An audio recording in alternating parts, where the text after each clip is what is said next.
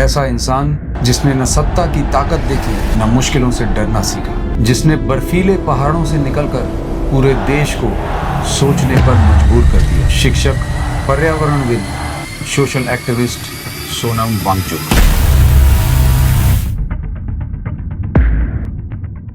नमस्ते भैया, सरकार करना क्या चाह रही है? सोनम वांगचुक के साथ सरकार क्या करना चाह रही है? जिस तरह से उन्हें जंतर मंतर से उठाया गया, घसीट के ले जाया गया और अस्पताल में भर्ती कराया गया, क्या ये सही है?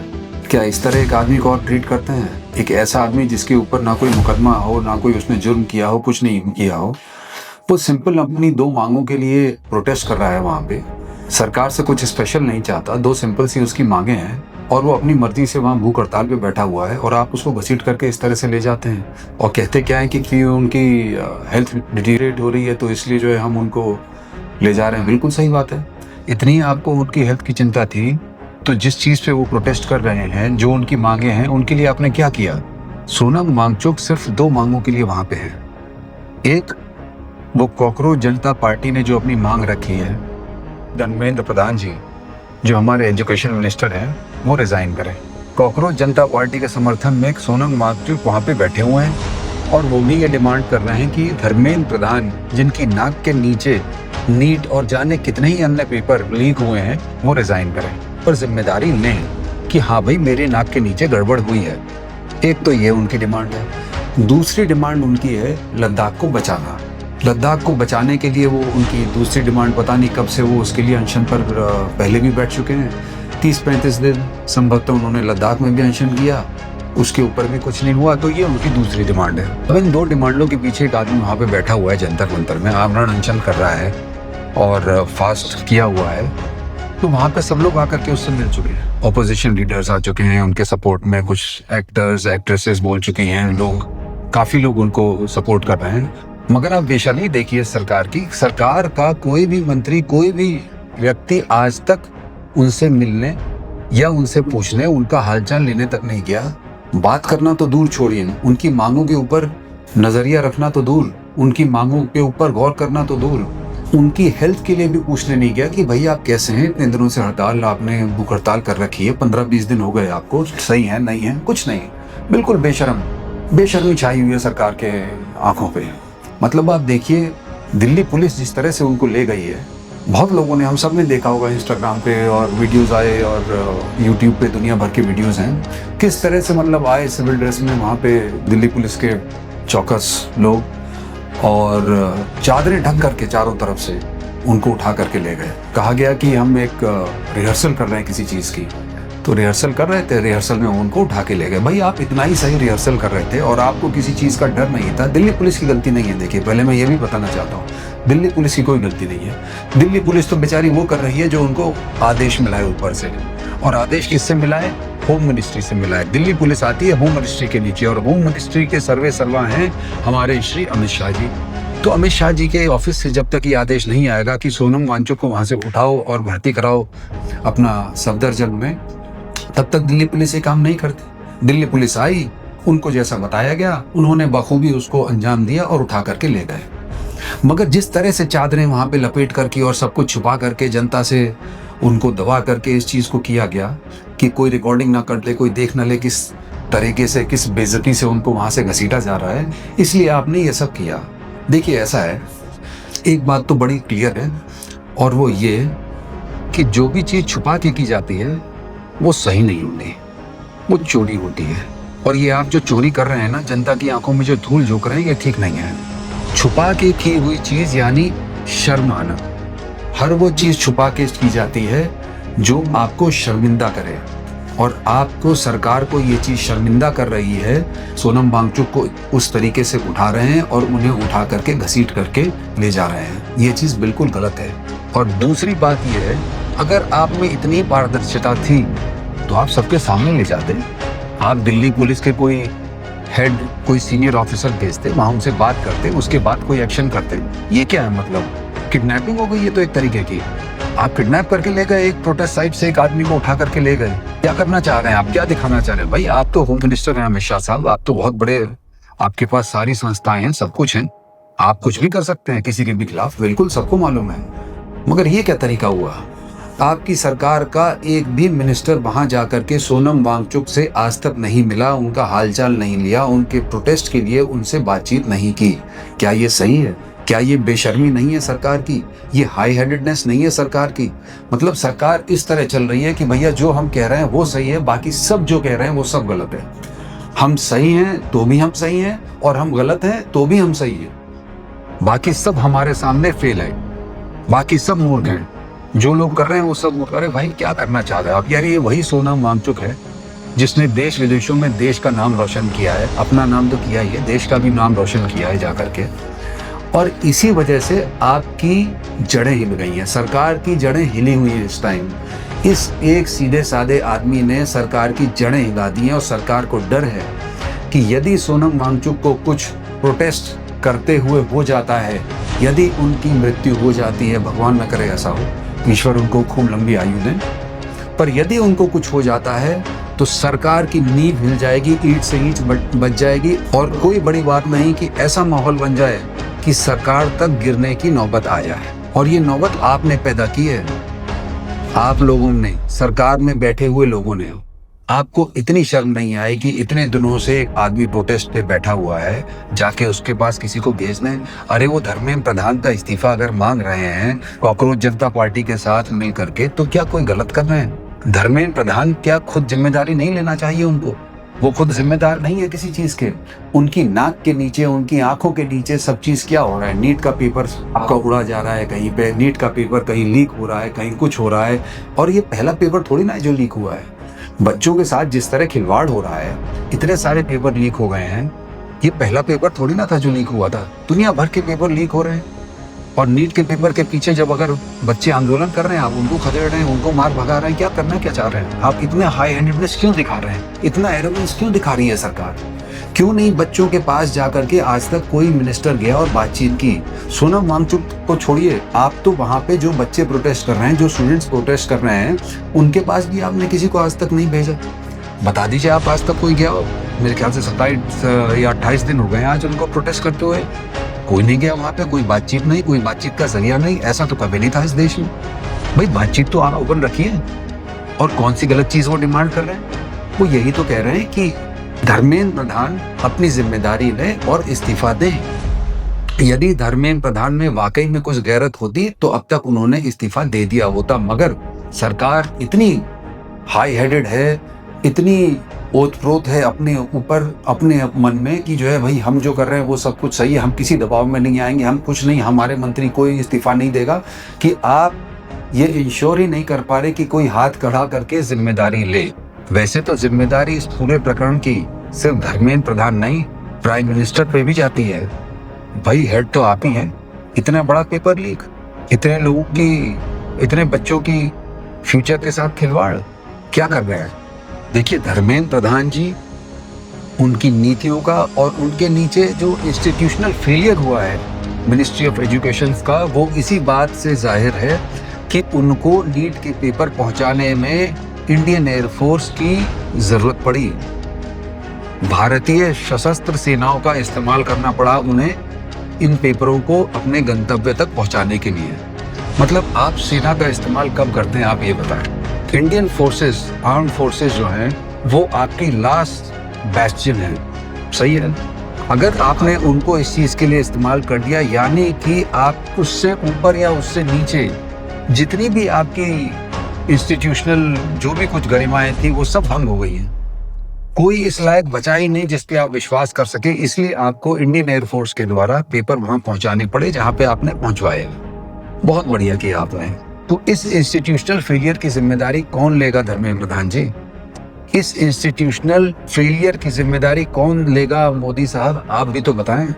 आपकी नाक के नीचे आपका एक मंत्री लगातार, उसकी नाक के नीचे उसकी मिनिस्ट्री में फेलियर पे फेलियर होते जा रहे हैं, बच्चे परेशान हो रहे हैं, आंदोलन करने पे मजबूर हो रहे हैं, और आपसे इतना नहीं हो रहा कि आप उनको बोले कि भाई तुम रिजाइन करो। ऐसा तो कभी नहीं था देश में। पुरानी सरकारें भी थी, वहां पे लोग इस चीज को एक ऑनर मानते थे कि हमने हाथ खड़ा किया और अपने अपनी जिम्मेदारी ली कि भाई मेरे नीचे, मेरी नाक के नीचे ये कमी हुई है, ये चीज़ हुई है, गलती हुई है और मैं इस चीज़ को एक्सेप्ट करता हूँ और मैं रिज़ाइन कर देता हूँ। अगर नहीं भी रिज़ाइन देता था आदमी तो उससे उसके ऊपर वाले कह देते थे भाई आपको रिज़ाइन देना है, सॉरी इसके लिए, ये हुई है कमी, आपको रिज़ाइन देना चाहिए, आपको रिज़ाइन देना पड़ेगा, और रेजिग्नेशन होते थे। यहाँ क्यों नहीं हो पा रहा है? अगर नरेंद्र मोदी जी एक बार अपने मन की बात, आप कितनी बार करते हैं नरेंद्र मोदी जी, आपने एक बार भी अपने मन की बात में इन बच्चों के प्रति कुछ बोल दिया होता और बोला होता कि देखो तुम्हारे साथ गलती हुई है, ज्यादती हुई है और मैं इंश्योर करूंगा कि आइंदा से ऐसा ना हो, और मैं अपने एजुकेशन मिनिस्टर को आज बोल रहा हूं कि उसे शाम तक या 2 घंटे के अंदर रिजाइन करना होगा, तो भाई साहब आपकी नाक कहाँ की कहाँ पहुंचती, आपकी इज्जत करता एक एक बच्चा कि ये हमारा प्रधानमंत्री, हमारे साथ गलत हुआ है तो इसने अपने मिनिस्टर को सैक कर दिया। आपको लोग मतलब कहां से कहां सर आंखों पर बिठाते हैं आपको लोग। आपने क्यों नहीं ऐसा किया? आपने इस मौके को क्यों जाने दिया? आप क्यों प्रोटेक्ट कर रहे हो उनको जबरदस्ती? आप उनको क्यों नहीं हटा पाए? आप ये क्यों नहीं कह पाए उनसे कि भाई तुम्हारी नाक के नीचे ये सब हुआ है, तुम्हें जिम्मेदार हो, तुम्हें जिम्मेदारी लेनी पड़ेगी, रिजाइन करो। इसमें कौन सी इतनी बड़ी भारी बात है भाई? सिर्फ इसलिए कि आप अपना दम दिखाना चाहते हैं और ये दिखाना चाहते हैं कि नहीं हम किसी भी दबाव के ऊपर नहीं झुकेंगे, किसी भी दबाव के आगे नहीं झुकेंगे और हम कुछ नहीं दबने वाले, हम किसी के सामने नहीं दबेंगे। ये कौन सी बात हो गई? कौन दबा रहा है आपको? कोई नहीं दबा रहा है, पर ओनरशिप तो लेनी पड़ेगी ना। आप ओनरशिप क्यों नहीं ले रहे? आप ओनरशिप लीजिए ना कि मेरे नीचे भाई ये फेलियर हुआ है और मैं इसके लिए जिम्मेदार हूँ। अगर कोई भी जिम्मेदार है तो मैं जिम्मेदार हूँ। कितने ही बच्चों ने आत्महत्या कर ली नीट का पेपर के बाद, जब वो लीक हुआ, और आपको कोई शर्म ही नहीं है। आपको शर्म नहीं है क्योंकि आपके बच्चों ने या आपकी मिनिस्ट्री में जो भी लोग हैं उनमें से एक भी बच्चा इससे इफेक्टेड नहीं था और उनमें से एक भी मिनिस्टर या नेता के बच्चे ने आत्महत्या नहीं की, इसलिए क्योंकि वो सब आम आदमी के बच्चे थे जिन्होंने आत्महत्या की। मतलब शर्म की कोई सीमा ही नहीं रह गई है, बेशर्मी की। और यदि आपको उनका रेजिग्नेशन नहीं भी दिलवाना था मोदी जी, तो कम से कम आप इतना तो कर सकते थे, उनको बोलते कि भाई तुम जाओ, तुम खुद जाओ वहां पे जहां बच्चे प्रोटेस्ट कर रहे हैं, उस प्रोटेस्ट साइट पे तुम खुद जाओ, उनको देते सिक्योरिटी। आप कौन सा बच्चे उनको मार डाल रहे हो भाई? आज तक इतने दिनों में जब से ये प्रोटेस्ट शुरू हुआ है, क्या वहां पे उन स्टूडेंट्स ने कोई गलत बात की, कोई गलत हरकत की, कहीं पे पत्थर फेंके, कोई ऐसा उग्र आंदोलन किया जिससे सरकार की छवि प्रभावित हो रही हो, देश प्रभावित हो रहा हो या देश की छवि प्रभावित हो रही हो? एक शांतिपूर्ण आंदोलन वो लोग कर रहे हैं और उसमें भी आप जो है अपने मिनिस्टर को, जो इस चीज पूरे प्रकरण के लिए, जो इस पूरी चीज के लिए जिम्मेदार हैं, उनको भेज नहीं पा रहे हैं। क्या आपकी ये जिम्मेदारी नहीं बनती थी प्रधानमंत्री जी कि आप धर्मेंद्र प्रधान जी को बोलें कि वहां जाइए, बच्चों से बात करिए, स्टूडेंट से बात करिए और अपनी बात रखिए कि भाई हाँ ऐसा हुआ है, गलती हुई है मुझसे और मैं ये इंश्योर करूंगा कि आइंदा से ना हो। कम से कम इतना तो कहलवा देते। आपको नहीं रेजिग्नेशन लेना था उनसे, कितना तो कहलवा देते। आप उनको बोलते कि आप स्वयं जाइए, सोनम वांगचुक जी से बात करिए, उनको बताइए कि भाई हम आपकी मांगों को देख रहे हैं, उन पे गौर कर रहे हैं, उन पे बातचीत कर रहे हैं और कोशिश ये हमारी होगी कि आइंदा से ऐसा कभी ना हो। हम आपको वादा करते हैं कि आइंदा से ऐसा कभी नहीं होगा। या तो आपको उनमें कॉन्फिडेंस नहीं था या उनकी मिनिस्ट्री में इतना कॉन्फिडेंस नहीं था कि कल को अगर दोबारा अगले साल जब नीट के पेपर होंगे और यदि वो धर्मेंद्र प्रधान के नीचे होते हैं तो वो लीक होंगे कि नहीं होंगे, ये भरोसा आपको खुद नहीं है। आपको खुद नहीं है मोदी साहब इस पूरे प्रकरण में अपने मंत्री के ऊपर भरोसा, इसलिए आप ये सब चीजें नहीं कर पाए। धर्मेंद्र प्रधान एक बार वहां ज्यादा बात करते, क्यों नहीं कर रहे बात? क्यों नहीं गए वो खुद सोनम वांगचुक से मिलने? क्यों नहीं गए वो वहां पे प्रोटेस्ट करते हुए बच्चों से मिलने? क्यों नहीं उनको वो भरोसा दिला पाए कि हाँ ये आज के बाद ऐसा नहीं होगा, आप अपनी प्रोटेस्ट समाप्त करिए? ये मौका तो देते आप। आपने तो ये मौका दिया ही नहीं, बातचीत की नहीं, क्योंकि आप बातचीत करने में विश्वास ही नहीं रखते।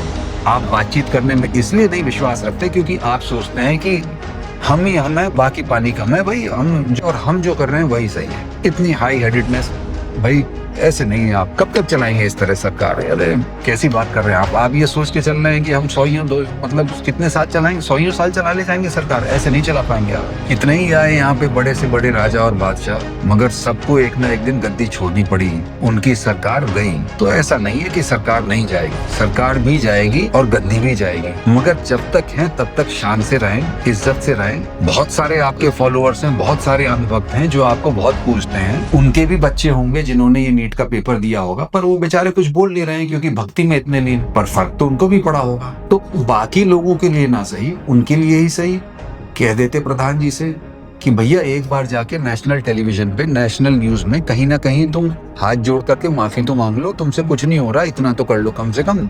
इस देश के युवा से, इस देश के स्टूडेंट से तुम माफी तो मांग लो, इतना तो कर सकते हो। वो भी नहीं किया, कुछ किया ही नहीं, मतलब कुछ नहीं करना चाहते। एरोगेंस है। अच्छा, धर्मेंद्र प्रधान जी को आप इसलिए नहीं छेड़ सकते क्योंकि वो अपने अंबानी भाई नाराज हो जाएंगे। सही, उनको आप नाराज नहीं कर सकते भाई फिर नहीं, उनको इस्तीफा नहीं ले सकते आप, ये तो गलत हो जाएगा। चलिए आपकी मजबूरी समझते हैं, इस्तीफा नहीं ले सकते क्योंकि अंबानी भाई आपके नाराज हो जाएंगे, तो भाई उनसे माफी दिलवा दीजिए। देखिए, या तो आपको उनका इस्तीफा लेना पड़ेगा या उनका पोर्टफोलियो, उनकी मिनिस्ट्री चेंज करनी पड़ेगी, ये तो तय है। ये भी तय है कि धर्मेंद्र प्रधान जी बहुत लंबे समय तक इस कुर्सी पर नहीं रह पाएंगे, चाहे जो भी हो। और ये भी तय है कि सरकार इस समय इस पूरे आंदोलन से, सोनम वांगचुक जी से, जो भी कुछ जंतर मंतर पे हो रहा है उससे डरी हुई है। सरकार की नींव हिली हुई है इस समय। यदि ऐसा ना होता तो ऐसे चोरी छुपे वहां पे सोनम वांगचुक जी को जिस तरह से उठाया गया, जिस तरह से किडनैप किया गया, ये कार्रवाई नहीं होती।